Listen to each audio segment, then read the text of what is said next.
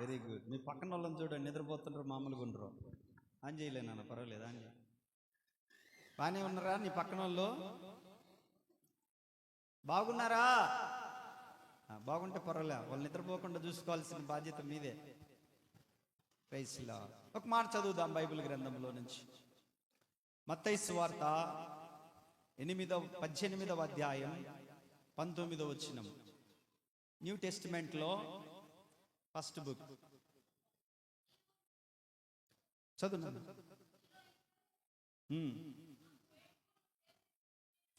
దేనిని గూర్చి అయినను భూమి మీద ఏకీభవించిన యెడల అది పరలోకమందున్న నా తండ్రి వలన వారికి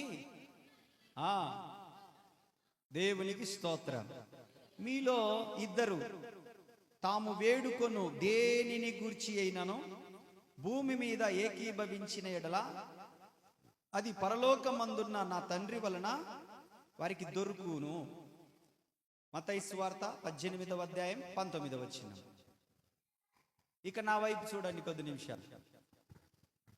దేవుడు అంటున్నాడు, అబ్బాయిలు మీరు ప్రార్థన చేస్తున్నారు, మీ ప్రార్థనలకు జవాబు రాకపోవడానికి కారణాలు ఉన్నాయి. మీ ప్రార్థనలకు జవాబు రావాలంటే నేను చెప్పినట్లు చెయ్యండి రా బాబు అని చెప్పాడు. మీరు ప్రార్థన చేస్తున్నారు, మీరు ప్రార్థనా పరులే. సమయం అనక అసమయం అనక సందర్భం అనక సందర్భం లేకుండా, కష్టం వచ్చినా సంతోషం వచ్చినా బాధ వచ్చినా ఏదొచ్చినా ఏ పరిస్థితి అయినా మీరు ప్రార్థనలు చేస్తున్నారు, మంచిదే.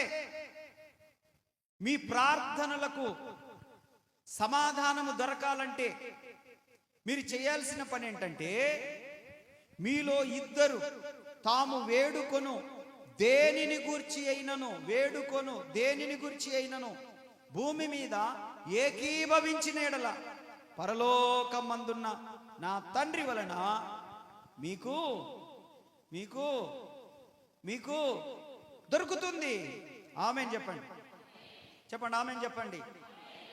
కాబట్టి ఇద్దరు ప్రార్థనలో ఏకీభవించాలి అని అర్థం. ఓకేనా?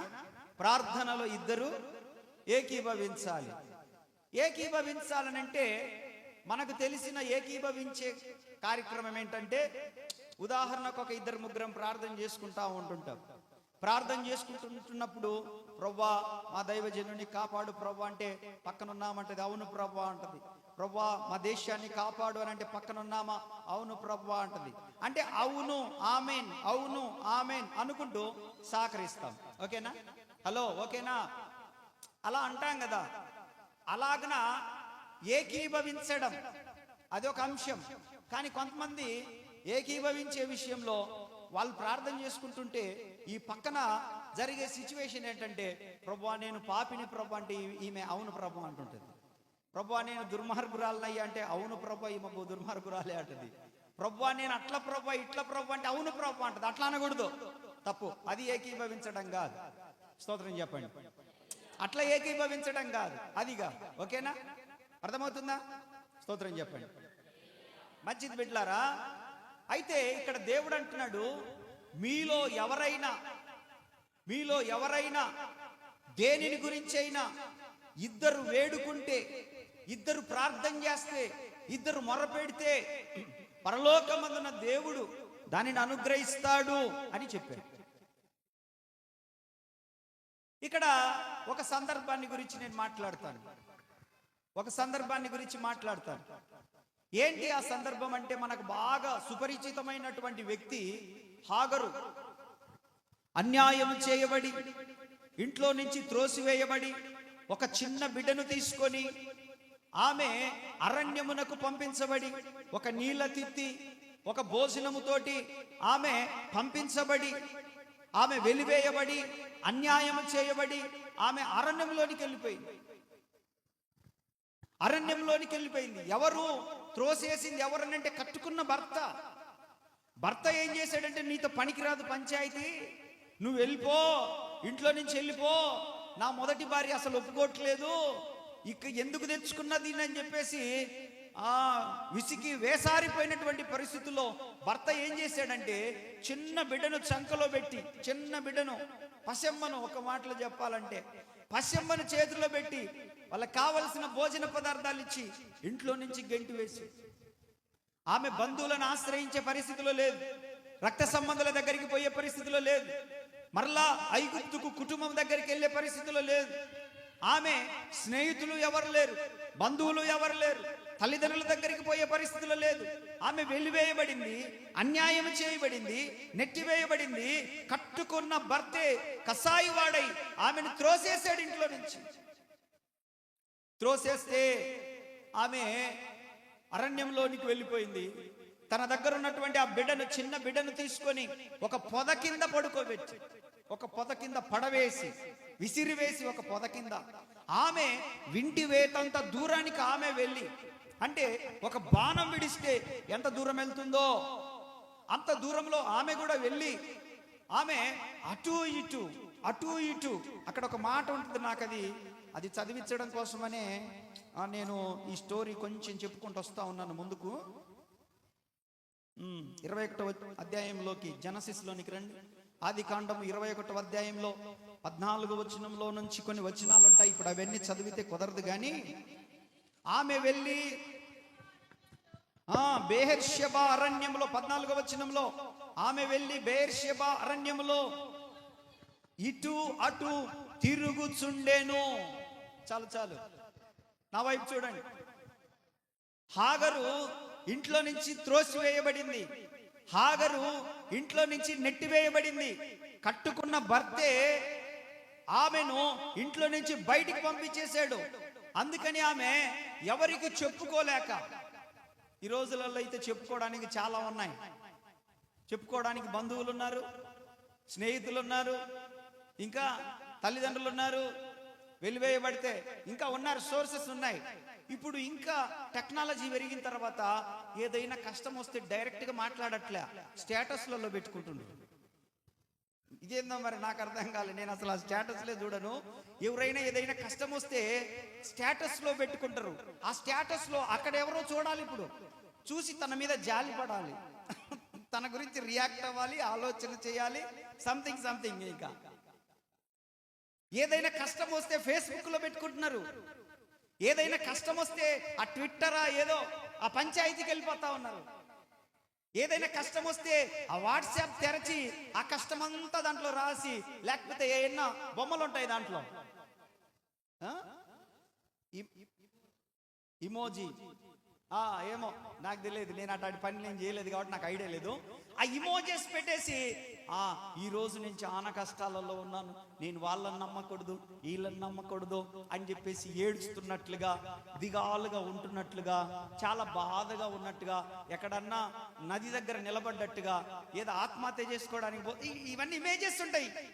ఈ దరిద్రాలన్నీ స్టేటస్లో పెట్టి ఎవరికో ఇన్ఫర్మేషన్ ఇవ్వాలని.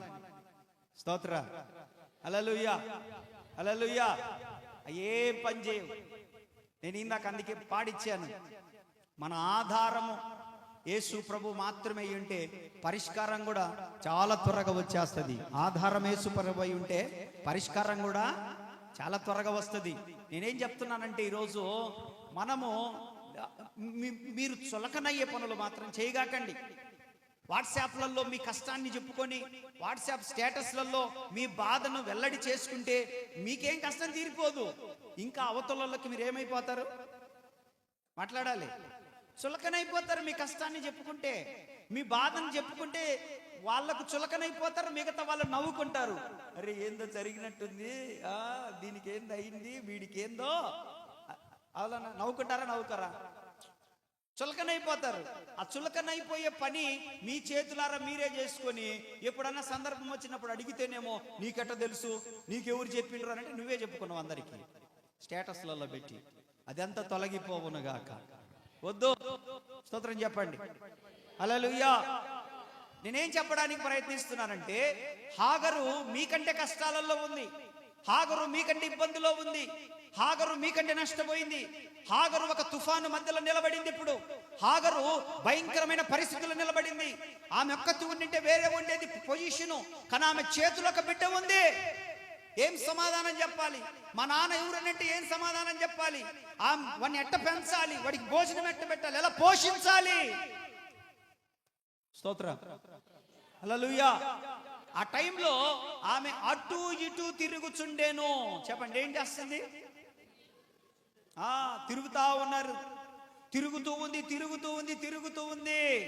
అయితే నా ప్రియమైన వారలారా, మనము కూడా ఏదైనా పరిస్థితి వచ్చినప్పుడు అటు ఇటు అంటే మనం ఏం చేయాలని అర్థం కాక మనం తిరుగులాడుతూ ఉంటాం. అయితే ఈరోజు ఒక పరిష్కారమైన మార్గం ఏంటంటే, ఆమె అటు ఇటు తిరిగినందువలన ఆమెకి ఏమి పరిష్కారం దొరకలేదు, నెమ్మది దొరకలేదు, ఆన్సర్ రాలేదు. కానీ ఆమె ఒక పొద దగ్గర అతన్ని పడుకోబెట్టి ఆమె వెళ్ళి ఏడుస్తూ ప్రార్థన చేస్తా ఉంది.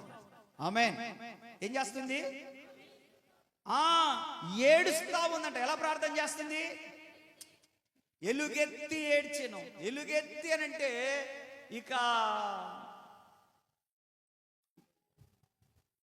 ఆ ప్రాంతంలో ఎవరు లేరు.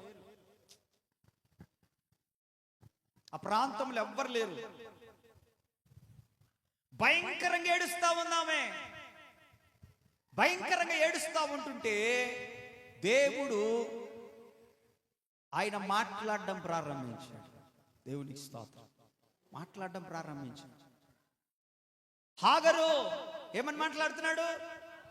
హాగరు, నీకేమైందమ్మా? ఏమైంది నీకు? ఏం జరిగింది నీకు?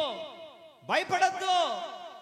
నీ భర్త నిన్ను త్రోసేసినా, నీ పిల్లవానితో పాటు నిన్ను బయటికి గెంటేసినా, నువ్వు అన్యాయం చేయబడ్డా, ఎక్కడికి వెళ్ళలేక అటు ఇటు తిరిగి నా దగ్గరికి వచ్చి మోకరించి ప్రార్థించావు చూడు, నీ ప్రార్థన ఆలకించబడింది.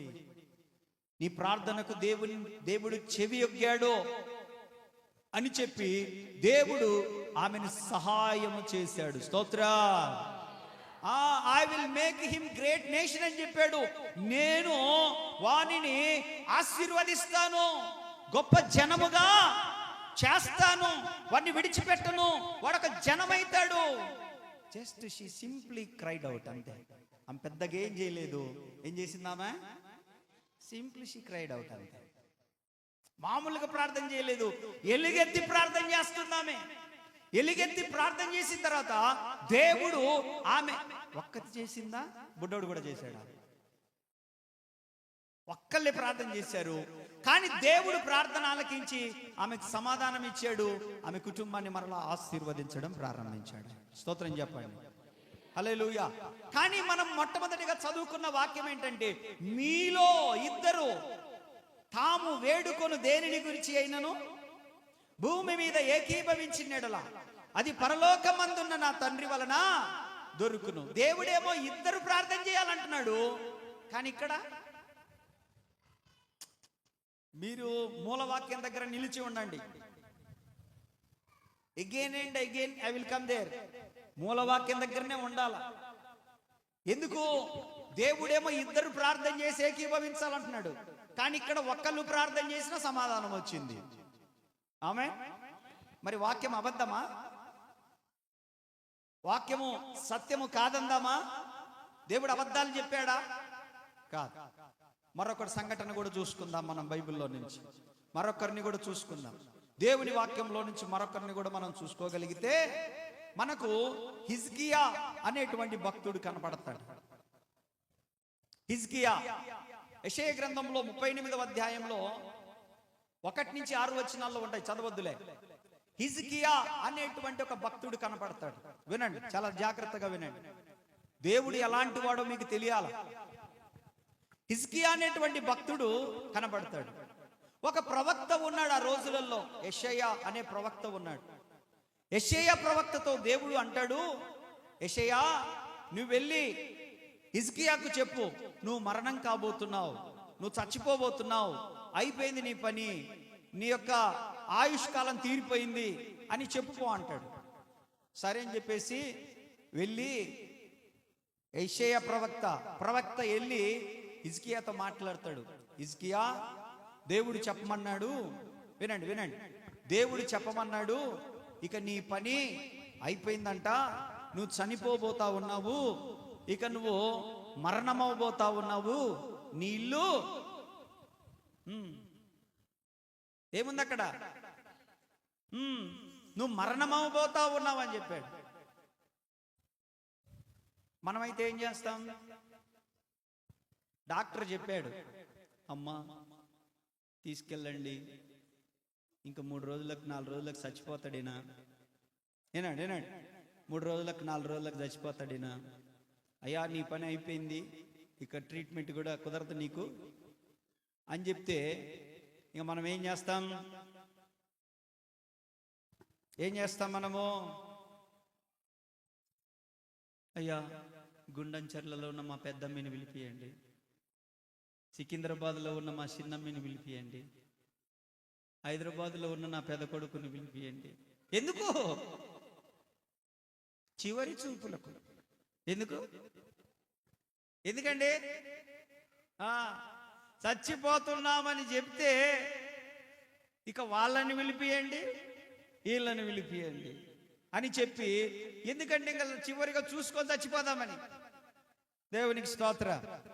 కానీ ఇక్కడ హిజ్కియాకు ఒక వార్త వచ్చింది. హిజ్కియా నువ్వు చనిపోతా ఉన్నావు, దేవుడు చెప్పమన్నాడు, దేవుడు నీకు ఆయుష్ను ముగించాడంట, నీళ్ళు చక్కబెట్టుకో అని చెప్తే అతను ప్రవక్త చెప్పి వెళ్ళిపోతా ఉన్నాడు. ఇతను మంచం మీద నుండి లేచి వెంటనే గోడ తట్టు ముఖము తిప్పుకొని ఆయన ప్రార్థన చేయడం ప్రారంభించాడు. స్తోత్రం చెప్పండి, హల్లెలూయా. అతను ఎంత మాత్రం భయపడలేదు, ఎంత మాత్రం మరణానికి ఆడవలేదు, ఎంత మాత్రం తన పరిస్థితి గురించి ఆడవలేదు, ఇంకా ఎవరిని పిలవలేదు, వైద్యులను పిలవలేదు, కుటుంబస్తులను పిలవలేదు. అతను ఎంత మాత్రం అలాంటి పని చేయకుండా ఒక్కడే గోడ తట్టు తిరిగి ఆ ప్రార్థన చదవండి ఎలా ఉంటుందో.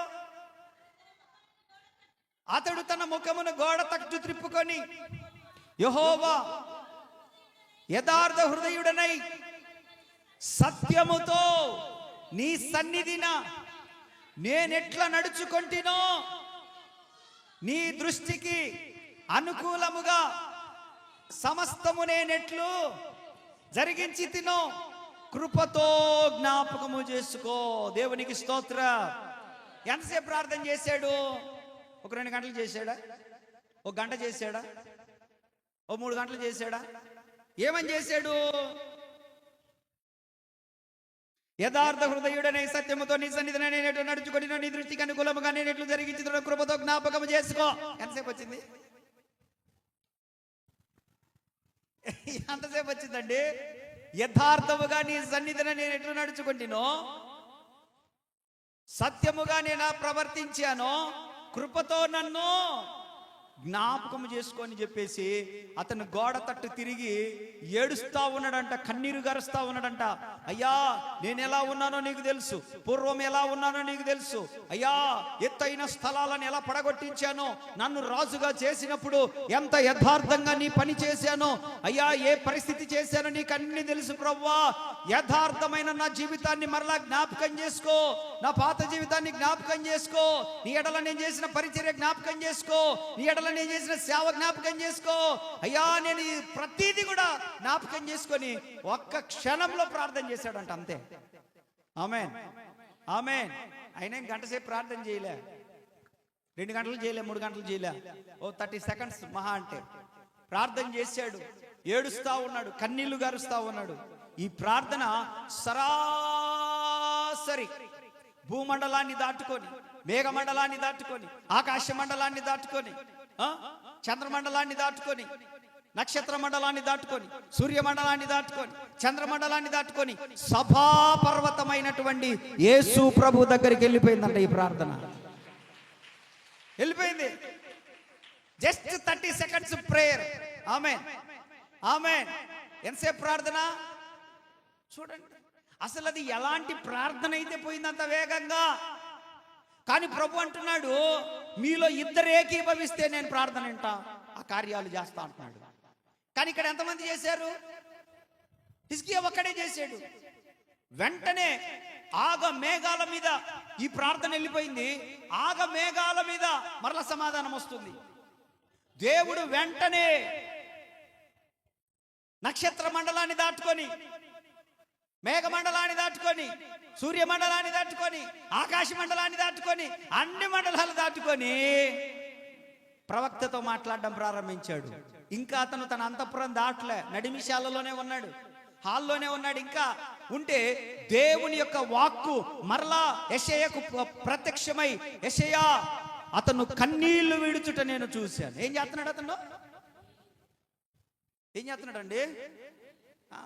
పిల్లలకు వీలునామాలు రాసిచ్చుకుంటూ కూర్చోలే, లాయర్ని పిలిపించి, ఇంక నేను ఎట చచ్చిపోతున్నాను రే, ఈ తూర్పు దిక్కున్నటువంటి ఆ రాజ్యం నువ్వు తీసుకో, ఈ అంతఃపురాలు నువ్వు తీసుకో, ఇదిగో ఈ గుర్రాలు, రథాలు, ఆ ఏనుగులు, అవన్నీ నువ్వు తీసుకో అని వీలునామాలు రాసుకుంటూ కూర్చోలే. దేవుడు హెచ్చరిక ఇచ్చిన వెంటనే అతను ఏం చేస్తా ఉన్నాడంటే ప్రార్థనలో మోకరించాడు, గోడ తట్టు తన ముఖాన్ని తిప్పుకున్నాడు, చేతులెత్తాడు, కన్నీళ్లు విడుస్తా ఉన్నాడు. అయ్యా, ఇప్పుడంటే నేను దుర్మార్గునేనాయనా, ఇప్పుడంటే నేను పాపినేనాయనా, ఇప్పుడంటే నిన్ను మరిచిపోయానయ్యా, ఇప్పుడంటే నేను గర్విష్ఠుడనయ్యాను, అన్ని ఉండేసరికి అయ్యా నిన్ను విడిచిపెట్టానయ్యా, సౌకర్యాలన్నీ కలిగేసరికి నైనా నిన్ను విడిచిపెట్టాను. గతంలో నేను ఎలా ఉన్నానో తెలుసు కదా ప్రభా, ఎలా ప్రవర్తించానో తెలుసు కదా ప్రభా, ఎలా సహకరించానో తెలుసు కదా ప్రభా, ఎలా బ్రతికానో నీకు తెలుసు కదా ప్రభా. ఒక్క మారు జ్ఞాపకము చేసుకోనంటే దేవుడు తనను దాటిపోకుండా మరలా 15 సంవత్సరాల ఆయుష్ను పొడిగించాడు తనకి. ఎన్ని సంవత్సరాలు? కమాన్ కమాన్, ఎన్ని సంవత్సరాలు? 15 సంవత్సరాలు మరలా ఆయుష్ను పొడిగించాడు. కానీ ఇద్దరు ప్రార్థన చేస్తేనే నేను వింటానంటున్నాడు ప్రభు.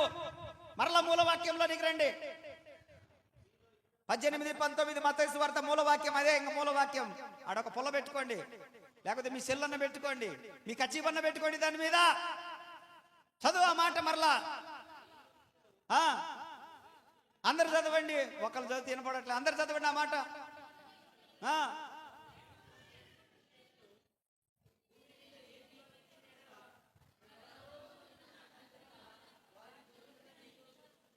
దేవుడు అంటున్నాడు ఇద్దరు ప్రార్థన చేయాలరా అంటున్నాడు, ఇద్దరు ఏకీభవించాలంటున్నాడు. ఇద్దరు సమ్మతిస్తే నేను ప్రార్థన వింటాను, మీకు దొరుకుతుంది, మీకు ప్రతిఫలం వస్తుంది, మీకు పరిష్కారం వస్తుంది అంటున్నాడు. కానీ ఇక్కడ ప్రార్థన చేసిందేమో అర్థమవుతున్న మ్యాటరు. దేవుడేమో ఇద్దరు అంటున్నాడు, అక్కడ జరుగుతుందేమో హాగరు ఒక్కతే, హిజ్కియా ఒక్కడే. ప్రార్థనకు జవాబు వచ్చిందా రాలేదా? వచ్చిందా రాలేదా? శ్రావణి చెప్పు, వచ్చిందా రాలేదా? ఎవరు పిల్లోడు? ఆ పిల్లోడు చర్చి లేకొస్తే ముద్దు వస్తుంది. నాకెళ్ళి చూడండి లే, పిల్లలకు మీ వాళ్ళ గురించి కాదులే, వాళ్ళ పాప కాదులే, మనోళ్ళు చర్చిలోకి రాగానే చర్చి లేకపోతే ముద్దు వస్తుంది పిల్లలకి. ఇంటికాడ ఖాళీగా ఉన్నప్పుడు మొత్తం ముద్దు పెట్టుకోండి, గుండంతా ముద్దు పెట్టుకోండి.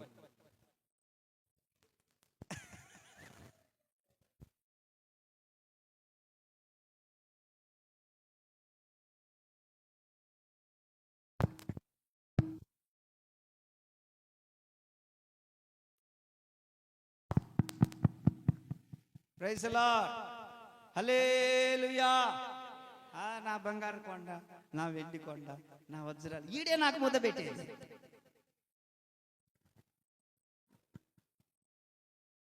జాగ్రత్త, పిల్లలు తాడగాకండి, కూర్చోబెట్టుకోండి, లేకపోతే అయినా పప్పలు కొనిచ్చడానికి తీసుకెళ్ళండి. పోయిన వారం నేను వాక్యంలో చెప్తే పాపం ఒక తల్లి గారు, నేను నిన్న వారం వాళ్ళ ఇంటికి పోయినా పలకరిద్దామని ప్రార్థన చేద్దాం వెళ్తే అంటుంది, అన్న పోయిన వారం నా గురించే నన్ను నువ్వు చెప్పింది అని అంటుంది. నేనేం చెప్పినాక నీ గురించి,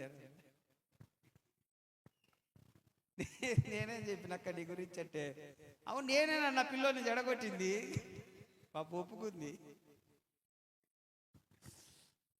అతిక్రమములు దాచిపెట్టువాడు వర్ధిల్లడు, వాటిని ఒప్పుకొని విడిచిపెట్టువాడు క్షమాపణ కూడా పొందుతారు. పాప మా అక్క అంటుంది, ఈడింత గోము పడ్డానికి నేనే కారణం. వీడిని వాళ్ళ నాన్నను కొట్టనీయలే, వాళ్ళ అమ్మను కొట్టనీయలే, ఇంక నేను కొట్టింది లేదు, అందుకని ఇట్లా తయారైండన్నా. మారతాడంటవన్నా? మారతలే, ధైర్యంగా ఉండు. ఇప్పటి నుంచన్నా వాడిని అప్పుడప్పుడు కొంచెం ఈ భూమి మీద నీ హస్తం గుర్తయ్యి అని చెప్పిన. స్తోత్రం చెప్పండి. హల్లెలూయా. మరి హస్తం గుర్తు అప్పుడప్పుడు పడుతుంటుంటేనే గుర్తుండేది. ఎవరికమ్మా మీ ఓటు ఇప్పటి నుంచే గుర్తుంచుకో. అమ్మో రాజకీయ పార్టీ కదమ్మో, మన పిల్లల దగ్గర మనము బెత్తం వాడుదుము గాక. స్తోత్రం చెప్పండి, చేతులెత్తి చెప్పండి హల్లెలూయా. చెప్పండి, నిద్రపోయి అక్కోలు చెప్పండి హల్లెలూయా. అది మా బ్యాచ్ మాకుంది. హిజ్కియా గోడ తట్టుకు తిరిగి ముఖము తిప్పుకొని చేతులు పైకెత్తి కన్నీళ్లు కార్చి, అయ్యా నేను ఎలా యథార్థంగా బ్రతికాను, ఎలా జీవించాను నీకు తెలుసు కదయ్యా అన్నప్పుడు దేవుడు వెంటనే స్పందించి ఆయనకు 15 సంవత్సరాల ఆయుష్నివ్వడానికి వెంటనే ప్రవక్తను దర్శించి, యెషయా వెళ్ళు, మనోడు ప్రార్థన చేస్తున్నాడు, అతని కన్నీళ్లు నేను చూచాను. ఏం చూశాడు? కన్నీరు తుడచువాడా, నా కన్నీరు తుడచువాడా, కన్నీరు తుడచువాడా, నా కానెన్నడు నేననాదను అయ్యా, కానెన్నడు నేననాద. చప్పట్లు కొట్టండి.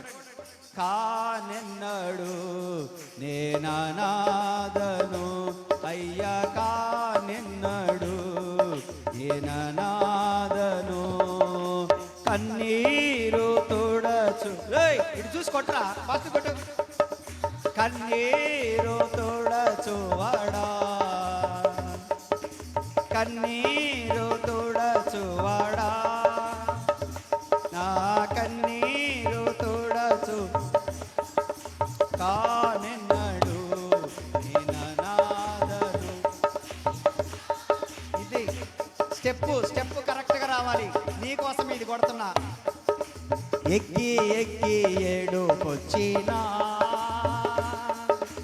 ఎక్కిరింతల పాలైనా.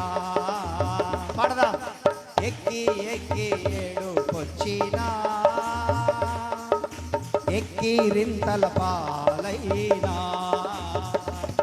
నా పక్షముగా నిలబడువాడా. చెప్పాలి. నా పక్షముగా, నా కన్నీరు నన్ను ఓదార్చువాడవు నీవే, కానెన్నడు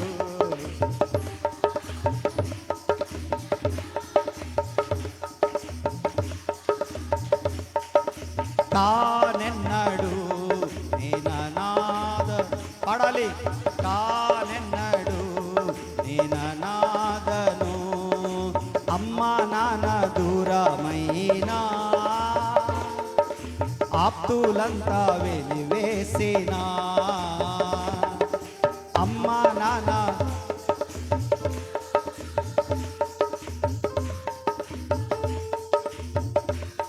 నా అమ్మ నాన్న నీవేనయ్యా,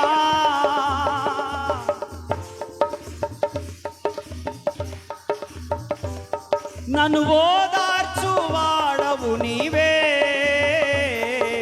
కానెన్నడు నేననాదను,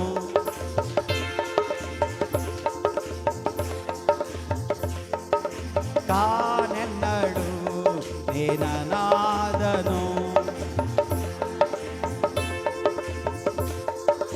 కన్నీరు తుడచువాడా, నా కన్నీరు తుడచువాడా. చెప్పాలి. కన్నీరు, నా కన్నీరు తుడచువాడా, కానెన్నడు నేననాదను అయ్యా, కానెన్నడు. ఎక్కి ఏడుకొచ్చినా, ఎక్కిరింతల పాలైనా, ఎక్కిచ్చినా, ఎక్కిరింతల పాలైనా, పక్షముగా నిలబడువాడా, చెప్పాలి, నా పక్షముగా నిలబడువాడా, నన్ను ఓదార్చువాడవు నీవే, తానెన్నడు నిననాదను.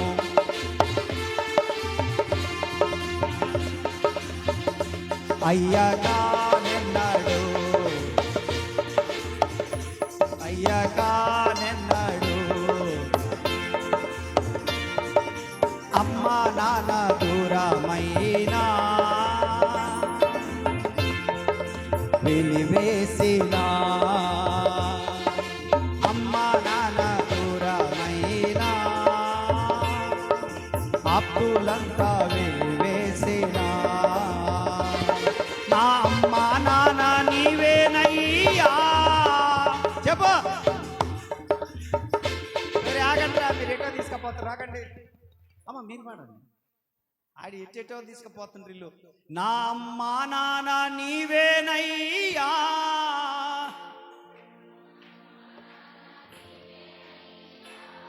నన్ను ఓదార్చువాడవు నీవే, తానెన్నడు అయ్యగా నెన్నడు. వినపడట్లే మీరు పాడేది.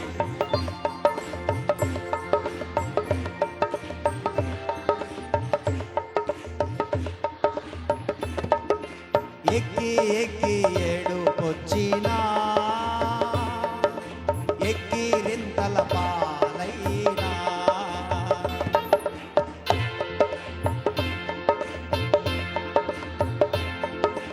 ఎక్కి రింతల ఎక్కి ఎక్కి ఏడుకొచ్చినా, ఎక్కి రింతల పాలైనా. మరొకసారి మీ మోనో యాక్షన్ లాపండి, పాడండి. నా పక్షమందు నిలబడువాడా, చెప్పు,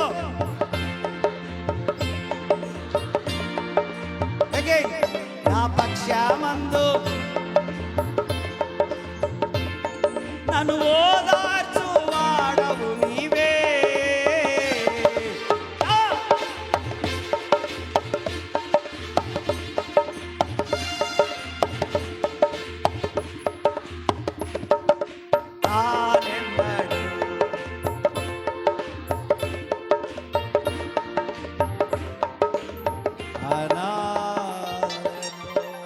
జై బోలో యేసు మహారాజుకి, పాపుల రక్షకుడైన యేసు ప్రభువునికి, తల్లిగా తండ్రిగా ఆదరించే దేవునికి చెప్పండి అందరూ హల్లెలూయా.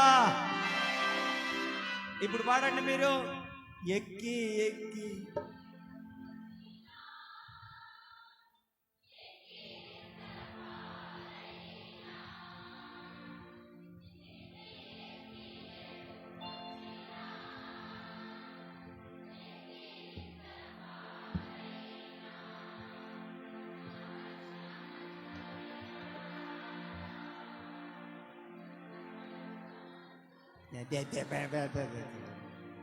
నా పక్షముగా నిలబడువా, నన్ను ఓదార్చువా.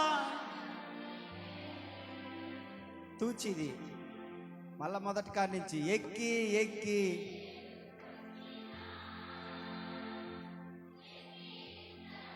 పాడండి అయ్యా.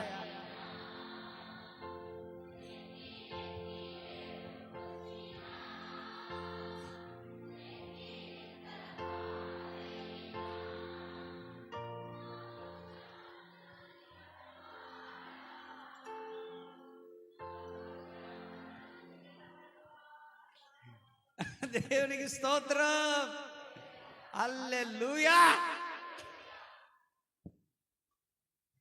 ఏందన్న నిద్రపోతుంటే లేపి నువ్వు, ఏందయ్యా నువ్వు? నాకు చర్చిలోకి వచ్చి యేసు ప్రభు దగ్గరికి వచ్చినట్లు. యేసు ప్రభు చల్లని వాడు, అందుకని చల్లగా నిద్ర వస్తుంది. ప్రైజ్లా. ఒక పాస్టర్ గారికి నైట్ 2 గంటలకు ఒక ఆమె ఫోన్ చేసిందంట. ఆయన లాడ్జిలో పండుకొని ఉన్నాడు. అయ్యా వందనాలయ్యా అన్నదంట. వందనాలమ్మా. ఏం చేస్తున్నావయ్యా అన్నదంట. ఎన్ని గంటలకు? రాత్రి 2 గంటలకు. మీరేం చేస్తుంటారు? ఏం చేస్తుంటారు మీరు రాత్రి 2 గంటలకు? నిద్రపోతున్నానమ్మా అన్నదంట. అయ్యా నీతో మాట్లాడాలయ్యా అన్నదంట. ఉదయం మాట్లాడుకుందాంలే అమ్మా అన్నదంట. లేదయ్యా వాక్యం చెప్పినవు నువ్వు.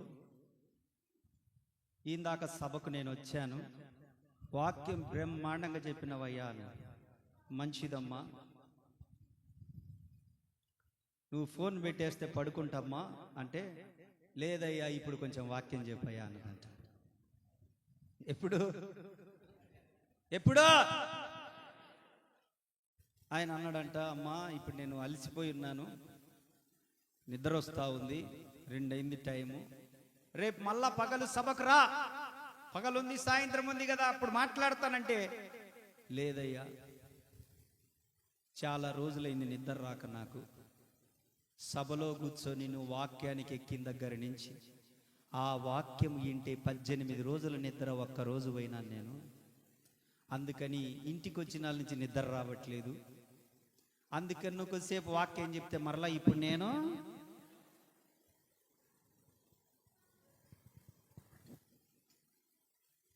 మన వాళ్ళ కొంతమందికి అట్లుంటుంది. రాజన్న వాక్యం బ్రహ్మాండంగా చెప్తాడు, మీ బోని ఇద్దరు వచ్చేది. అదే బ్రహ్మాండంగా చెప్పడం అంటే. చెప్పండి హల్లెలూయా. మీరు కాదు మా వాళ్ళు చెప్పండి, నిద్రపోయే వాళ్ళు హల్లెలూయా. కట్టి మన దోస్తు హల్లెలూయా. మంచిది బిడ్డలారా, దేవుడు కన్నీరును చూసి దాటిపోయేవాడు కాడు. ఆమేన్. నీ కన్నీటి ప్రార్థనను చూసే దేవుడు ఆయన. ఇంతకాలం నువ్వు కార్చిన కన్నీరు ఆయన దాటిపోయాడు అనుకుంటున్నావేమో. ఆయనకు ఒక బుడ్డి ఉంది, ఆయనకు ఒక కవిలం ఉంది. ఆ కవిలలో వాటినన్నిటిని పోసుకొని పరలోకంలో పెట్టుకొని ఉన్నాడు. తగిన సమయం వచ్చినప్పుడు తప్పకుండా నీకు పరిష్కారం ఇచ్చేటువంటి దేవుడు ఆయన. స్తోత్రం చెప్పండి. హిజ్కియా ప్రార్థన చేస్తే దేవుడు ప్రవక్తను పంపించి మరలా చెప్పాడు, హిజ్కియా దేవుడు నీ కన్నీళ్లు చూశాడయ్యా, నీ ప్రార్థన ఆలకించాడు, నువ్వేం భయపడగాకు. దేవుడు నీ ప్రార్థన ఆలకించి నువ్వు చనిపోతావని ఇందాకనే కదా నేను చెప్పింది, నువ్వు చచ్చిపోవు, 15 సంవత్సరాల ఆయుష్నిచ్చాడు, ఇక జాగ్రత్తగా బ్రతుకు. దేవునికి స్తోత్రం, హల్లెలూయా. కాబట్టి చాలా జాగ్రత్తగా ఉండాలి. దేవుడు అన్ని సౌకర్యాలు ఇచ్చినప్పుడు మనం అతిశయపడకూడదు, మనం అహంకారంగా ఉండకూడదు. మనం గర్వించి దేవునికి దూరం అయిపోతే ఆశీర్వదించిన దేవుడు తిరిగి తీసుకోవడానికి ఎంతసేపు పడుతుంది? ఇచ్చిన దేవుడు తిరిగి తీసుకోవడానికి ఎంతసేపు పడుతుంది? పెట్టిన దేవుడు మరలా తిరిగి తీసుకోవడానికి ఎంతసేపు పడుతుంది? సరే అన్న దేవుడు కుదరదనడానికి ఎంతసేపు పడుతుంది? చెప్పండి, స్తోత్రం చెప్పండి. కాబట్టి కొంతమందికి పరిస్థితి ఎలా ఉందనంటే, ప్రారంభంలో ఏమీ లేనప్పుడు ప్రభువా అది ప్రభువా ఇది ప్రభువా, జీవితకాలం అంతా నీ దగ్గర కృతజ్ఞతగా ఉంటానయ్యా, సంఘాన్ని విడిచిపోనయ్యా, సేవకులను విడిచిపోనయ్యా, ఇదిగో ఈ ఎమ్మె నన్ను తీసుకొచ్చింది ప్రార్థనకు, ఈ ఎమ్మెని కూడా అయ్యా నైనా తండ్రి విడిచిపెట్టిపోనయ్యా, అంతా మనమేనయ్యా మనమేనయ్యా అని చెప్పేసి బాగానే ఉంటారు వాళ్ళ ప్రార్థనలు. దేవుడు బాగు చేసినాక, స్వస్థపరిచినాక, మేలు చేసినాక, దేవుడు ఏదో ఒక కార్యం చేసినాక, అనుకున్న పనులు జరిగినాక, అనుకున్న దానికంటే మించిన కార్యములు దేవుడు చేసిన తర్వాత కొంతకాలానికి సౌకర్యాలు ఎక్కువైపోయి, సదుపాయాలు ఎక్కువైపోయి, ఇక వాళ్ళు నిదానంగా వారు అడుగులు తప్పటడుగులు అయిపోయి దేవుణ్ణి విడిచిపెట్టి వెళ్ళిపోతా ఉంటారు. చూచుచున్న దేవుడవయ్యా నన్ను చూచినావు. ఎలాంటి దేవుడు ఆయన? అప్పుడు చూసిండు, ఇప్పుడు చూస్తాడు. అప్పుడు చల్లగా చూసిండు, ఇప్పుడు ఉరిమి చూస్తాడు. అదే కళ్ళు. అప్పుడు చల్లగా చూసిండు, ఇప్పుడు ఎట చూస్తాడు? ఉరిమి చూస్తాడు. అందుకనే కొంతమందికి పొగరు అనగాలంటే, గర్వం అనగాలంటే డబ్బైనా పోవాలి, జబ్బైనా రావాలి. అవునా కాదా?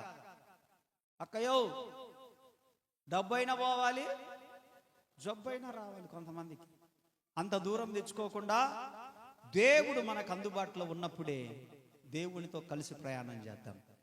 ఆమేన్. కాబట్టి రెండో వ్యక్తి కూడా మనం చూసుకున్నాం. కానీ దేవుడు ఏమంటున్నాడంటే మీరు ఇద్దరు ఏకీభవిస్తేనే ప్రార్థనకు జవాబు. కానీ ఇక్కడ ప్రార్థన చేసింది ఒకే వ్యక్తి. మూడో వ్యక్తిని కూడా చూసుకుందాం. ఏలియా దగ్గరికి వచ్చేద్దాం. ఈరోజు కొద్దిసేపు వినండి వాక్యం. ఏలియా ప్రవక్త ఉన్నాడు. ఈ ప్రవక్త ఆ ప్రాంతంలో ప్రార్థన చేయడానికి వెళ్ళాడు. ప్రార్థన చేస్తూ అంటున్నాడు తన శిష్యుడితో, రే బాయ్, ఇదిగో నేను ప్రార్థన చేస్తున్నాను, మోకాళ్ళ మధ్యలో నా తలకాయ పెట్టుకొని ప్రార్థన చేస్తున్నాను, ఈ ప్రాంతంలో వర్షం పడాలి అని చెప్పి మొదటిసారి చెప్పాడు. ఇదిగో ప్రార్థన చేశాను, వెళ్ళి వర్షం ఏమన్నా మేఘాలు వచ్చినాయేమో చూడుపో అన్నాడు. శిష్యుడు అన్నాడు, అయ్యా ఏ మేఘం రాలే. సరే, అలాగున 6 సార్లు ప్రార్థన చేశాడు ఏలియా ప్రవక్త. శిష్యుడున్నాడు అక్కడ, కానీ శిష్యుని పిలుచుకోలేదు. దా కలిసి మోకరిద్దాము, కలిసి ప్రార్థన చేద్దాం రారా అని చెప్పి పిలుచుకోలేదు. అతని సహాయాన్ని తీసుకోలేదు. ఏలియా ప్రవక్త ఒక్కడే ప్రార్థన చేస్తా ఉన్నాడు. అలా ఏడోసారి ప్రార్థన చేసినప్పుడు అరచేయి అంత మేఘం. చెప్పండి, ఎంత ఉంటుంది అరచేయి? అంత ఉంటుంది అరచేయి. అరచేయి అంత మేఘం. శిష్యుడు అంటున్నాడు, అయ్యా పెద్ద మేఘం ఏం రాలేదు కానీ అరచేయి ఎంత మేఘం వచ్చిందయ్యా నీ ప్రార్థనను బట్టి అని చెప్పాడు. ఏలియా ప్రవక్త అంటున్నాడు, చాలు, దేవుడు కార్యం చేయడానికి చిన్నదే చాలు, చిన్న దాంట్లోంచి పెద్దది చేస్తాడు. ఆమేన్. 5 రొట్టెలు దేవుడు ఎంతమందికి పెట్టాడు? 5 రొట్టెలు 2 చిన్ని చేపలు ఎంతమందికి పెట్టాడు? 5,000 మంది పురుషులకు పెట్టాడు. స్త్రీలు మరి ఎంతమంది ఉన్నారో? ఏ చోట అయినా స్త్రీలే కదా ఎక్కువ ఉంటారు, పురుషులు తక్కువ కదా. 5,000 మంది పురుషులే తిన్నారంట. మరి స్త్రీలు ఎంతమంది ఉన్నారో దానికి డబలో త్రిపులో చెబులో ఉంటారు వాళ్ళు. అంటే 5 రొట్టెలను 2 చిన్న చేపలనే దేవుడు అన్ని వేల మందికి పంచిపెట్టాడు. ఇంకొక చోట రాయబడింది 7,000 మందికి పంచిపెట్టాడని. అలాగున దేవుడు చిన్న దాంట్లో నుంచే అంత అద్భుతం చేయగలిగిన దేవుడు ఆయన. ఆమేన్, ఆమేన్. కాబట్టి మనమేం భయపడాల్సిన పని లేదు. దేవునిలో ఉన్న బిడ్డలు ధైర్యంగా ఉండండి. దేవుని వాక్యం అంటుంది, అరచేయంత మేఘము వచ్చినప్పుడు ఆ ఏలియా ప్రవక్త అంటున్నాడు, అయ్యా ఇక చాలు, దేవుడు కార్యం చేయడానికి చిన్నది చాలరా నాయనా, చిన్న ప్రయత్నం చాలు, దేవుడి కార్యాలు మనం చూస్తాం. ఆమేన్, ఆమేన్. హల్లెలూయా, హల్లెలూయా. కాబట్టి విశ్వాసం ఉండాలి. మనకు ఏముండాలి? విశ్వాసం ఎలా ఉండాలనంటే క్రియల మూలమైనదై ఉండాలి. విశ్వాసం ఉండడం ఒకటి ఎత్తు అయితే ఆ విశ్వాసాన్ని అప్లై చేయాలి. మనము క్రియారూపకంగా చూపించాలి. ఎలా చూపించాలి? ఒకరోజు పక్షవాతం వచ్చిన ఒక అతను అన్నాడు, యేసు ప్రభు ఒక పెంకిటింట్లో ఆయన ఆహ్వానించబడిన వ్యక్తి దగ్గర ఉన్నాడు. కొంతమంది పక్షవాతముని తీసుకొచ్చారు. వాడి విశ్వాసం ఎంత ఉందో గాని తీసుకొచ్చిన 9 విశ్వాసం ఎక్కువగా ఉంది. వాళ్ళు ఏం చేశారంటే తాళ్లతో కట్టి ఆ పైన పెంకుటిల్లు కాబట్టి ఆ పెంకులన్నీ తీసేశారు. ఆ పెంకులన్నీ తీసేసి మంచంతో పాటు వాడిని యేసు ప్రభు దగ్గరికి దించాడు. ఆమేన్, ఆమేన్. మంచముతో పాటు వాడిని యేసు ప్రభు దగ్గర దించితే యేసు ప్రభు బాగు చేసేసాడు. పక్షవాతము నుండి, రోగము నుండి, పాపము నుండి సంపూర్ణమైన స్వస్థత పొందాడు. దేవునికి స్తోత్రం, హల్లెలూయా. కాబట్టి ప్రార్థించే వాళ్ళు ఎలా ప్రార్థన చేయాలంటే విశ్వాసముతో చేయాలి. ఎలా చేయాలి? విశ్వాసముతో చేయాలి. మనకు ప్రార్థన చేసే ముందే ఇది జరుగుతుంది, దేవుడు చేస్తాడు, ఎందుకంటే అనేక మందికి చేశాడు కనుక మనకు కూడా చేస్తాడనే ఒక నమ్మకం ఉన్నప్పుడు తప్పకుండా ప్రభు కార్యాలు చేసేటువంటి దేవుడు ఆయన. ఆమేన్. కాబట్టి అలాగున ఏలియా ప్రవక్త కూడా మోకరించాడు, ప్రార్థన చేశాడు. 7 సార్లు ప్రార్థన చేశాడు. ప్రార్థన చేసినాక అరిచేంత మేఘం వచ్చింది. ఆ మేఘము మోపైన వర్షం కురిపించింది. ఆ ప్రాంతంలో షోమ్రోను పట్టణంలో మోపైన వర్షం వచ్చేసింది. మేఘము చిన్నదే గాని దాని ప్రభావం పెద్దగా కనపడింది. ఒక్కళ్ళు చేసిన ప్రార్థనను బట్టి. ఎంతమంది చేశారు? ఒక్కడే, ఏలియా ఒక్కడే. ఫస్ట్ నుంచి మనం చూసుకుంటే, మూల వాక్యం నుంచి చూసుకుంటే మీలో 2 ఏకీభవించాలి అన్నాడు. కానీ నేను చెప్పిన 3 కూడా హాగరు ఒక్కతే ప్రార్థన చేసింది, హిజ్కియా ఒక్కడే ప్రార్థన చేశాడు, ఏలియా ఒక్కడే ప్రార్థన చేశాడు. ముగ్గురు దేవుని దగ్గర నుంచి జవాబును పొందుకున్నారా లేదా? అంటే దాని అర్థం ఏంటి అసలు? ఇప్పుడు చెప్తాను దాని అర్థం ఏంటి అసలు. ఆ వాక్యం యొక్క అర్థం ఏంటి? వాళ్ళందరిది ఒక్కొక్క అనుభూతి. హాగరుది ఒక అనుభూతి, హిజ్కియాది ఒక అనుభూతి, ఏలియాది ఒక అనుభూతి.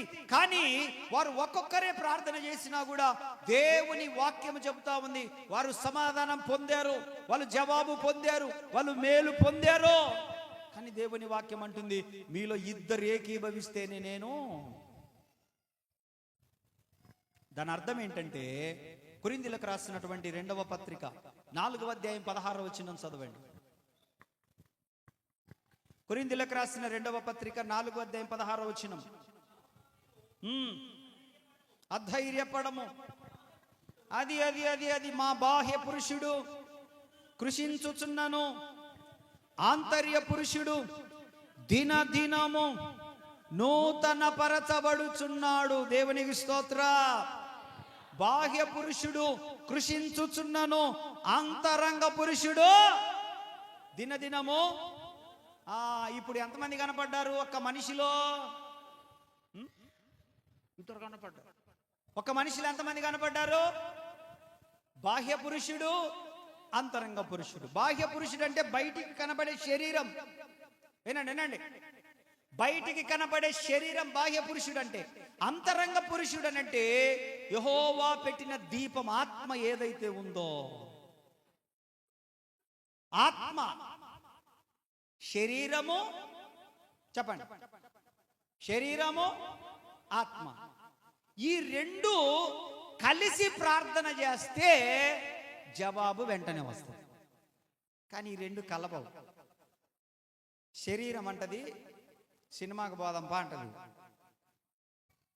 మొన్న కార్డు ఇచ్చింది కదా ఆమె, సరేలే ఆ కార్డు తీసుకొని పెళ్లి కాడికి పోయిద్దాంపా. ఈరోజు ఆదివారం కదా, వారమంతా పని చేసావు కదా, బట్టలు ఉతుక్కో. అన్ని బట్టలన్నీ ఉన్నాయి కదా మూలన, ఆ టబ్బులో బట్టలన్నీ తీసి ఈరోజు ఉతుక్కోవడం పెట్టు. ఏం చెప్తుంటది శరీరము? శరీరం ఏం చెప్తుందంటే, సినిమాకెళ్ళు, టీవీ చూడు, బూతులు ఇష్టానుసారంగా బ్రతుకు, నీకు నచ్చినట్లుగా జీవించు, పరలోకమేవుడు చూశాడు, నరకమేవుడు చూశాడు, అందరంతే చెప్తుంటారులే.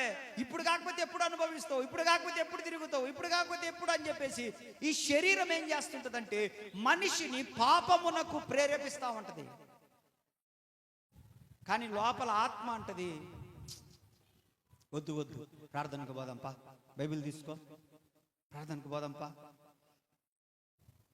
వద్దు పద, బయలుదేరి బయలుదేరి బయలుదేరి, ప్రార్థనకి వెళ్దాంపా, వచ్చినావు కదా మోకరించి ప్రార్థన చేసుకో, కాసేపు ప్రార్థన చేసుకో, దేవునితో ఉండు, దేవుడు రాబోతున్నాడు అని చెప్పి దైవికమైన విషయాల గురించి ఆత్మ చెప్తుంది, భూ సంబంధమైన విషయాల గురించి మన శరీరము. నాకు అప్పుడప్పుడు అక్కోళ్ళు చెప్తా ఉంటుంటారు, ఈరోజు లేట్ అయింది, 12 అయింది, ఏందక్క అంటే, ఏడన్నా ఆయన 9 గంటలకు కూర తెచ్చిండు, 9 గంటలకు కూర తెచ్చి వండమన్నాడు. ఎన్ని గంటలకు?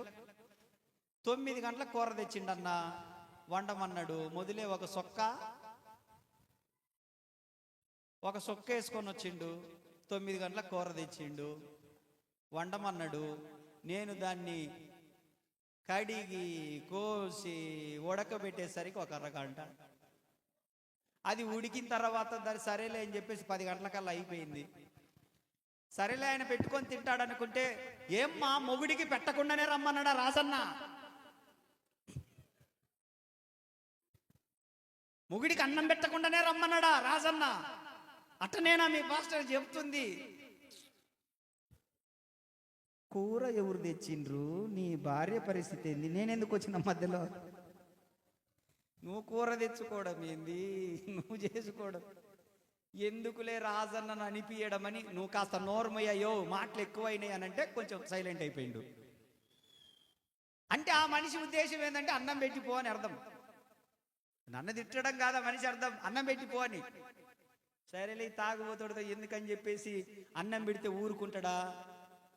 నిదానంగా తింటూ పండ్లలో ఇరక్కపోయిన ఈ పుల్లతో చెక్కుకుంటూ ఆ ముడుసు కొట్టుకుంటూ ఆ రకంగా చేసి చేసి చేసి ఆడ అరగంట సేపు ఈజీగా తింటాడు. ఈలో ఫోన్ వస్తుంది. ఫోన్లో ఎవరం పెట్టి పోతున్నా నేను అని అంటే మొత్తానికి ఆమె 11:30 బయలుదేరి వీడికి వచ్చేసరికి శరీరం ఏమంటుంది? తినుము తాగుము. కానీ దేవుడు ఏమంటున్నాడు? ఈరోజు రాత్రే నీ ప్రాణము ఆంఫట్. శరీరము ప్రార్థనకు సహకరిస్తుందా? తెల్లవారుజామున లేవంటదా? తెల్లవారుజామున కరెక్ట్గా 5 అయ్యేసరికి పాప మనోళ్ళు రాత్రే ఎందుకు ఎవడి గురించే ఎందుకు రోజు చర్చిలో తెల్లవారుజామున ఒక ఫోన్ మోగుతుంటుంది. దాన్ని అది ఎవరిది? అది నేను ప్రార్థన చేసుకుంటుంటే అది గోల పెడతానే ఉంటది. అది అలారం పెట్టినోడు లేయడు.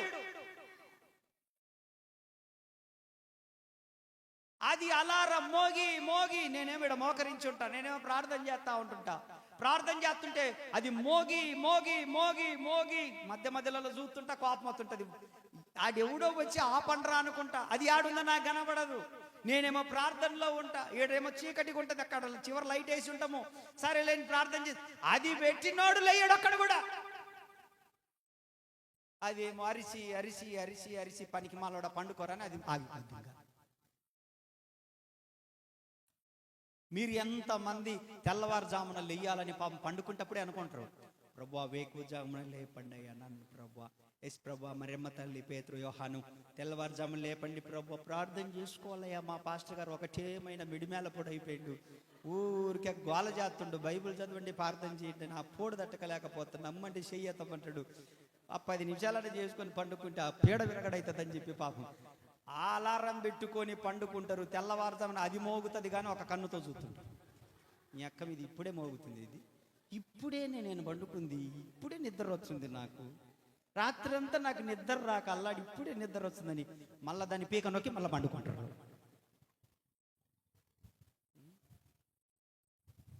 కష్టమే. శరీరం ఏమంటదంటే నీ ప్రార్థనకు అది సహకరించదు. అందుకే దేవుని వాక్యం అంటుంది ఆత్మ సిద్ధమే గాని శరీరము. దేవుని వాక్యం మాట్లాడుతూ ఉంది. చదువుకుందాం. గలతీయులకు రాసిన పత్రిక 5వ అధ్యాయం 17వ వచనం చదవాలి. 5:17 తీయండి, టకటక కొట్టండి, చదువు.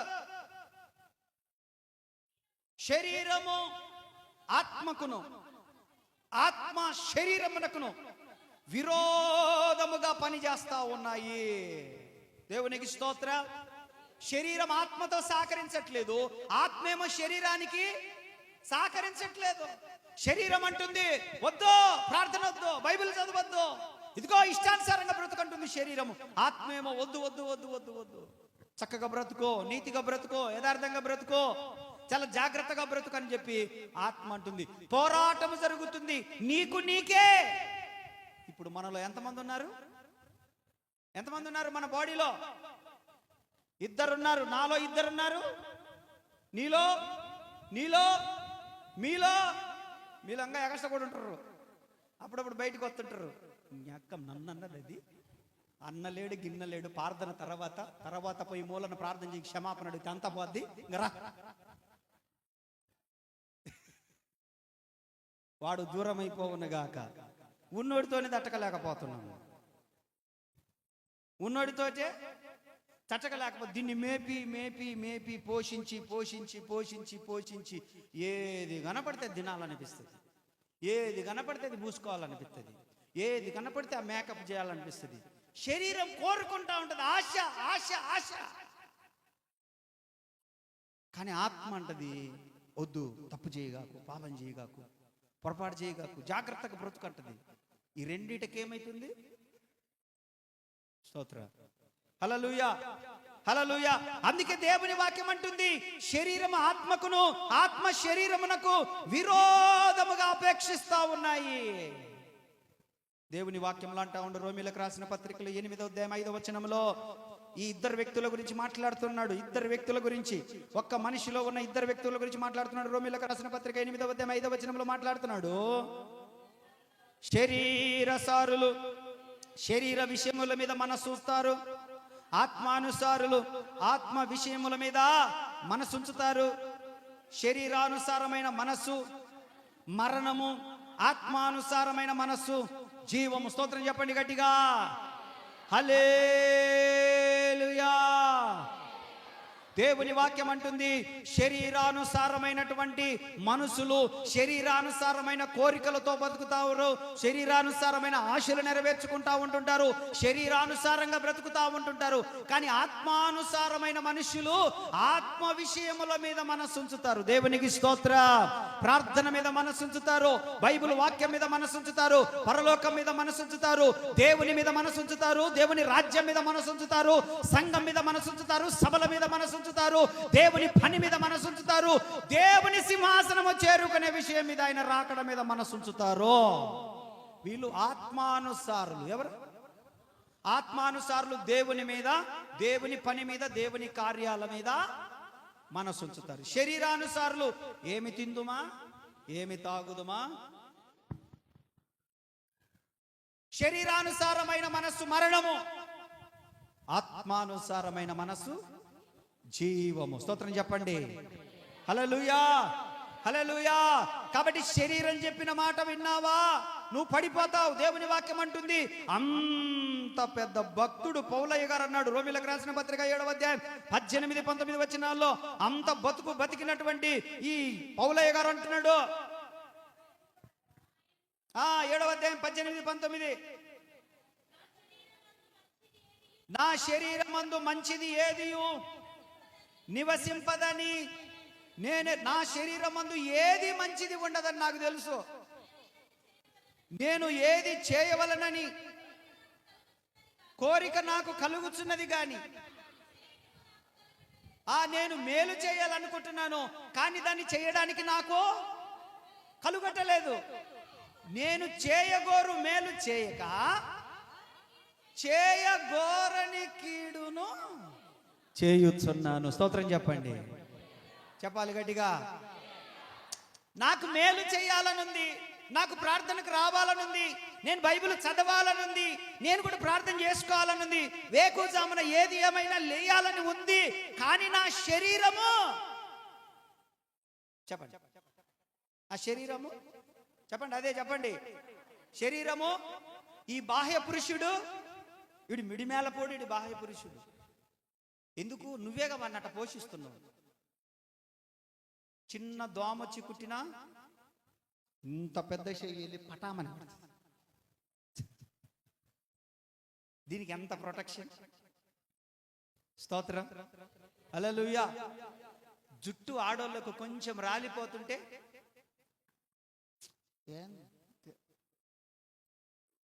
మొత్తం దువ్యానికే వచ్చేస్తుంది. ఎంత బాధో ఏంది అంత అంత జుట్టుకు. కాసేపు పొట్టను కొంచెం ఖాళీగా ఉంచరు, ఏదో ఒకటి ఆత్తుంటారు. ఏందో అదేం డస్ట్బిన్ అనుకుంటారా ఏమి, ఏదో ఒకటి ఆత్తుంటారు. ఆ గూట్లో ఉన్నది, ఆ కిచెన్లో ఉన్నది, ఆ టేబుల్ మీద ఉన్నది, ఆ మంచం మీద ఉన్నది తీసుకొచ్చి మేకలు నమిలినట్టు ఈ శరీరాన్ని కాసేపన్నా. కొంతమంది ఎట్లా తింటారంటే అదే బడి ఉంటుంది అన్నట్టు తింటారు. ఆకలి కాదు, ఆకలి తింటే ఇబ్బందిలే, ఆకలి అయినప్పుడు తినడి ఇబ్బంది ఏం లేదు. యాత్ర అదే పడి ఉంటుంది అన్న, దాని పని అది యాత్రుంటుంది, నా పని నేను చేసుకుంటుంటా. అరే ఏమనుకుంటారు దాన్ని మీరు? అదే మున్సిపాలిటీ అనుకుంటున్నారా, లేకపోతే సెప్టిక్ ట్యాంక్ అనుకుంటున్నారా, లేకపోతే మీరు ఏమన్నా ఇంకేమన్నా అనుకుంటున్నారా? తగు మాత్రం తినరు, తల్లిదండ్రులు తెచ్చిపెట్టారని ఆ ఎమ్మి తింటదేమని ఎమ్మి తింటది. ఎమ్మికి తినాలని ఉండదు, వాడు మొత్తంగా ఆజేస్తాడని తింటది ఈ పిల్ల. ఇళ్ళల్లో అంతేనా జరిగేది? ఇంకేంటన్నా అంతే. వాడు తింటాడేమో అని చెప్పి మొత్తం తింటాడు. రాత్రి అయ్యేసరికి ఓమా ఒక పక్క నుంచి నొత్తుంది మా ఓమా ఒక పక్క నుంచి నొత్తుందిమ్మా, ఈడ చేయి పెట్టి ప్రార్థన చేయమా. మీ అమ్మకి అంతకంటే ఎక్కువ నొచ్చుంది, మిగిలిన ఆమె తిన్నది. నిన్న దోషాల పిండి ఈ రోజు రాత్రి పోసుకొని తిన్నది మీ అమ్మ. నీకు అది అర్థం కావట్లే. ఎందుకులే వేస్ట్ అయిపోయిద్దని పెద్ద మిగిలిచ్చిన ఆమెమా, ఆ మిగిలిచ్చే డాబాలు కట్టింది. నిన్న ఉదయంది పిండి ఈ రోజు సాయంత్రం వేసుకొని సుర్రు సుర్రు సుర్రు అని తిప్పుకొని తిని ఏమైతుంది రా, గ్యాస్ ట్రబుల్ టాబ్లెట్ వేసుకుంటే సరిపోదు. అరే ఇదేమన్నా డస్ట్బిన్ అనుకుంటున్నారా, సెప్టిక్ ట్యాంక్ అనుకుంటున్నారా? స్తోత్రం, హల్లెలూయా, హల్లెలూయా. దేవుని వాక్యం అంటుంది మనము ఈ శరీరాన్ని జయించాలంటే, వినండి ఇక నేను ముగిస్తున్నాను. ఈ శరీరాన్ని జయించి మనం చేస్తున్న ప్రార్థనకు వెంటనే వెంటనే వెంటనే వెంటనే సమాధానాలు రావాలనంటే మనం చేయాల్సింది ఏంటంటే, దేవుని వాక్యం సెలవిస్తా ఉంది. అపోస్తులైన పౌలయ్య గారు మాట్లాడుతూ మరి ఎలా సాధ్యమయ్యా, వారు ఒక్కళ్ళు ప్రార్థన చేశారు, సమాధానం తెచ్చుకున్నారు. ఆయన ఒక్కడు ప్రార్థన చేశాడు, సమాధానం పొందాడు. హిజ్కియా ప్రార్థన చేశాడు, ఒక్కడే సమాధానం పొందాడు. హాగరు ప్రార్థన చేసింది, ఒక్కటే సమాధానం పొందారు. ఏలియా ప్రార్థన చేశాడు, అక్కడే సమాధానం పొందారు. మేము కూడా ఇంట్లో ఒక్కలం ప్రార్థన చేస్తున్నప్పుడు మేము కూడా సమాధానం మాకు రావాలంటే మేమేమి చేయాలి? కొరింథీయులకు రాసినటువంటి మొదటి పత్రిక 9వ అధ్యాయం 27వ వచనం. కొరింథీయులకు రాసినటువంటి మొదటి పత్రిక 9వ అధ్యాయం 27వ వచనంలో దేవుని వాక్యం స్పష్టం చేస్తుంది, మన ప్రార్థనకు జవాబు రావాలనంటే ఏం చేయాలి?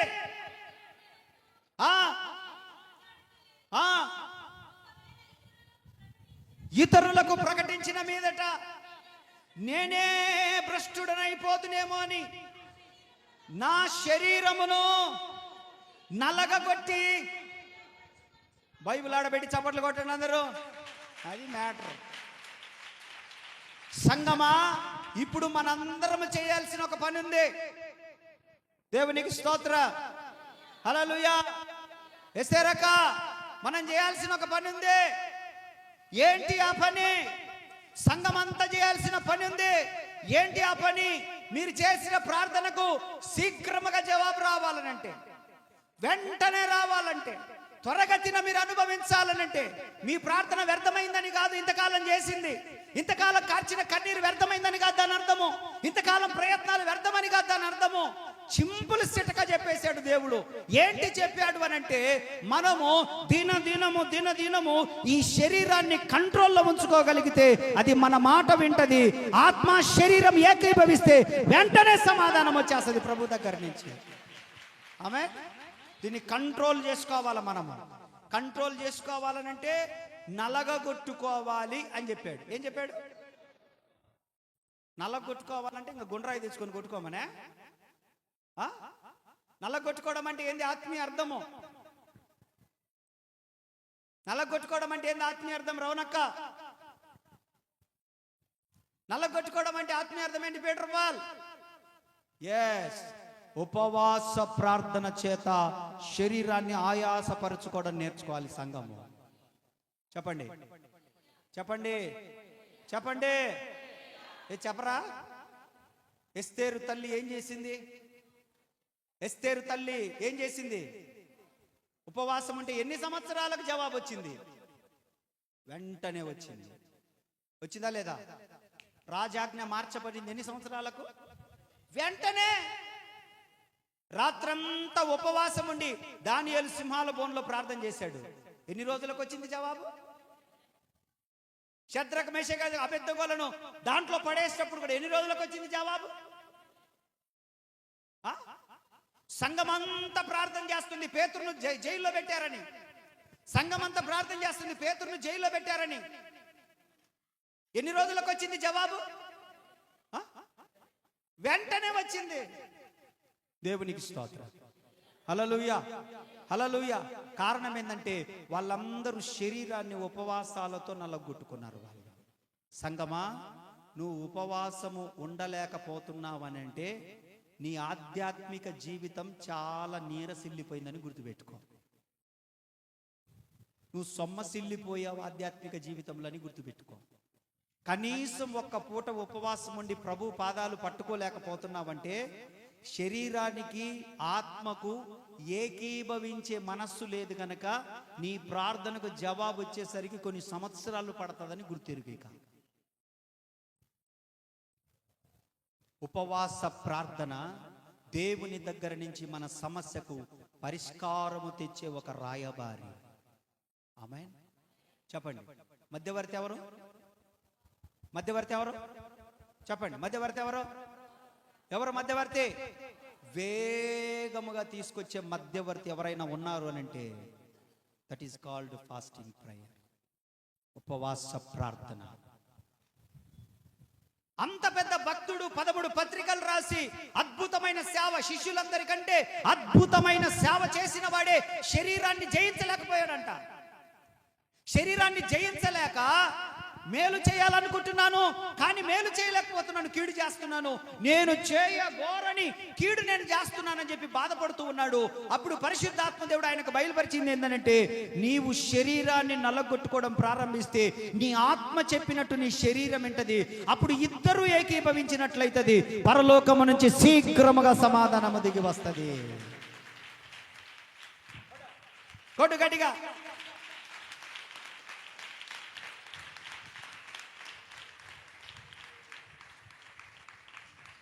ఏం చేయాలి సంఘము? ఏం చేయాలి సంఘము? 3 పూట్ల తినమని చెప్తే 5 పూట్ల తిని రాత్రులలో కడుపు నొస్తుందని గవర్నమెంట్ హాస్పిటల్కి వచ్చి నాకు ఫోన్ చేసి నా నిద్రను జడగొట్టి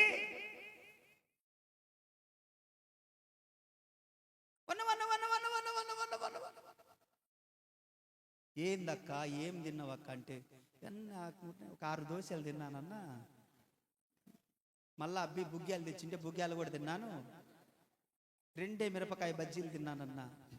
ఈ పొట్టలోనే అవి ఎటు పోవాలని అర్థం కాలే వాటికి.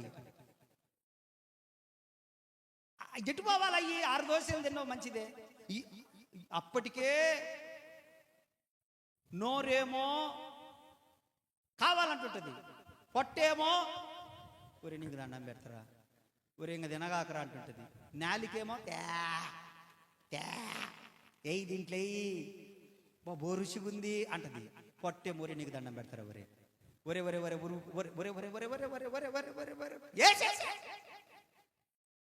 ఇదొక్క ముక్కే కదా, ఇదొక్క ముక్కే కదా, ఈ లెగ్గు పిసికి ఏమవుతుంది, ఈ చిన్న ఇడ్లీకి ఏమవుతుంది అన్న, ఈ చిన్న దోశ ఎంత దోశ అంతమే మడత పెడితే లోపలికి పోదు. నాకు చెప్తుంటారు కొంతమంది, మడత పెడితే పోద్ది, ఆడి నుంచి ఎట్ట పోద్ది, అది కూడా చెప్పాలి కదా. ఆడి నుంచి అది ఉదయమే కదా బయటికి రావాల్సింది, నైట్ అంతా ఎట్టు పోవాలి అది.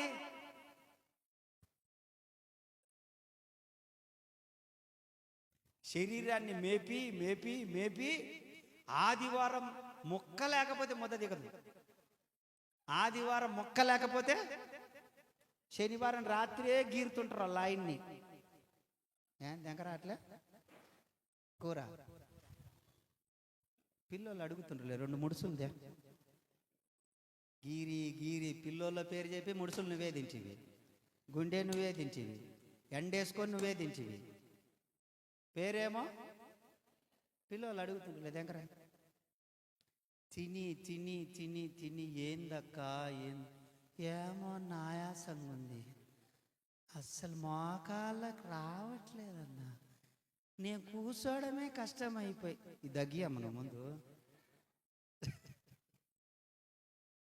ఇంతేనా నేను తినేది. వాడంటాడు మాకు తెచ్చి నేను నామే తినేదన్నా. శరీరాన్ని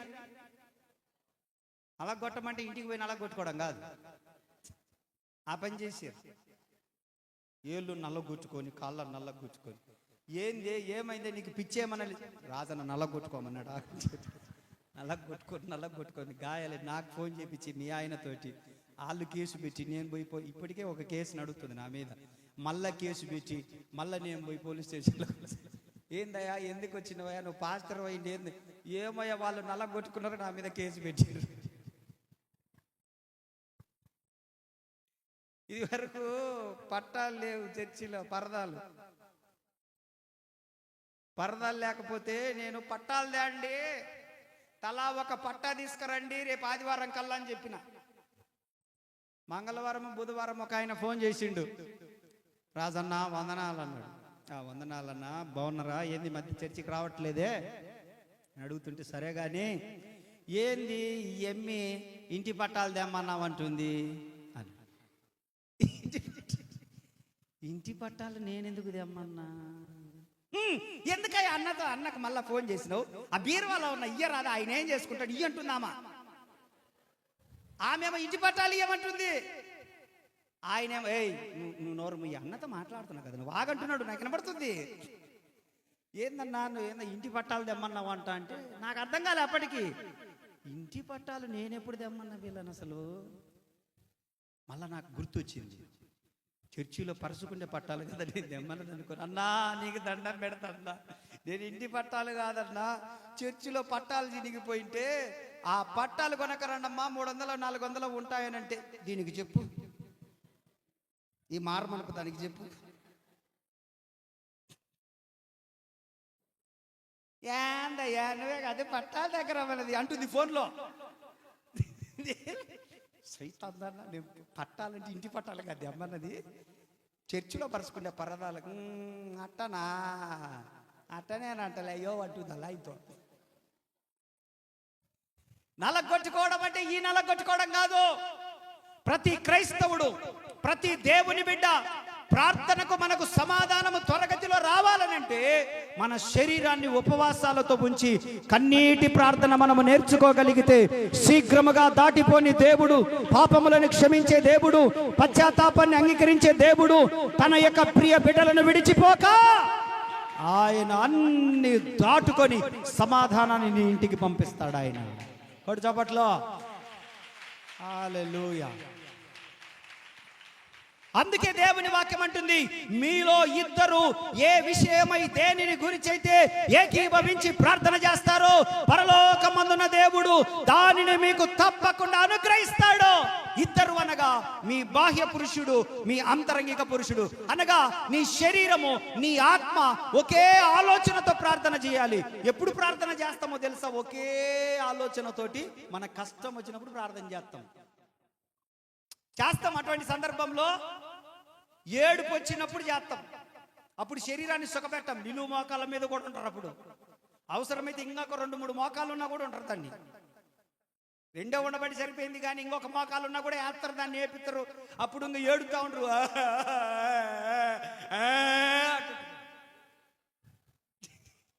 కుటుంబ ప్రార్థన చేసుకోమంటే నేను పోలీసు బై కాలనీకి పోయినా, ఏం పొరపాటున పోయిన 7 గంటలకు ప్రార్థన చేసుకొని ఎట్ట చేసుకోవాలా, ఏందో కూర్చోవాలా, చిన్న మోకాలు వేసుకోవాలా, పిల్లల్ని పెట్టుకొని ఓ బైబిల్ చదువుకోవాలా, ఒక 2-3 ఏదో ఒక అధ్యాయమో ఒక 10 వచనాలు చదువుకొని ఒక 2-3 పాటలు పాడుకొని ఈమె కొద్దిసేపు ఆయన కొద్దిసేపు ఆయన కొద్దిసేపు ఒక్కొక్క 5 నిమిషాలు ప్రార్థన చేసుకొని ప్రభువుని స్తుతించి భోజనం చేస్తే బాగుంటుంది.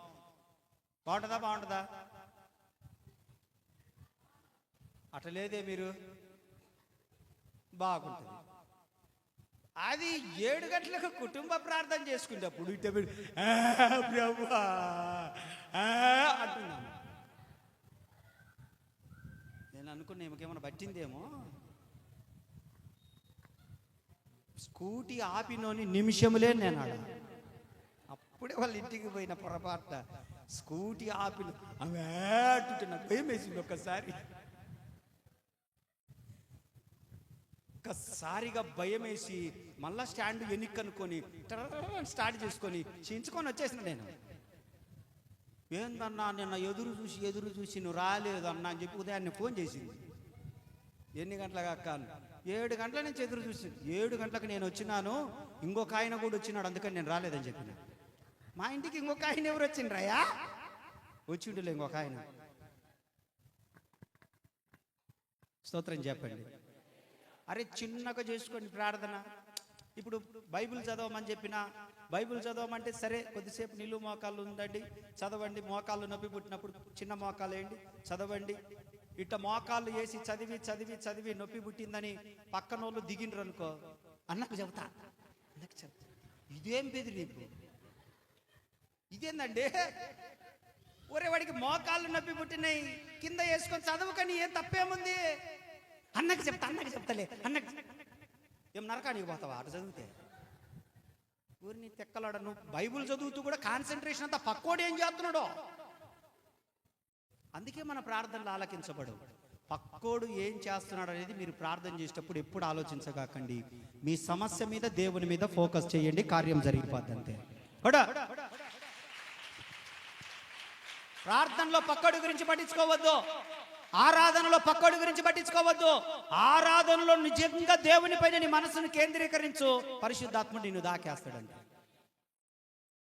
ఈ చిన్న చిన్న చిట్కాలు, అందుకే పౌలయ్య గారు నేనే జయించలేనటువంటి పరిస్థితిలో దేవుని దగ్గర కూర్చుంటే నేర్చుకున్నానని పౌలయ్య గారు అంటున్నాడు. ఏం చేశారయ్యా మీరు అంత శీఘ్రముగా ఇది రావడానికి? ఏం చేశారయ్యా సమాధానం అంటే, దినదినము నేను శరీరాన్ని నల్లగొట్టుకుంటున్నాను ఉపవాస ప్రార్థనలు.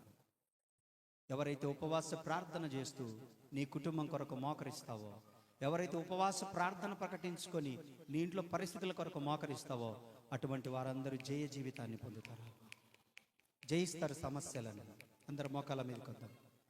సమస్యలను తప్పకుండా జయిస్తారు. కేంద్రీకరించండి దేవుని పైన మీ మనస్సును.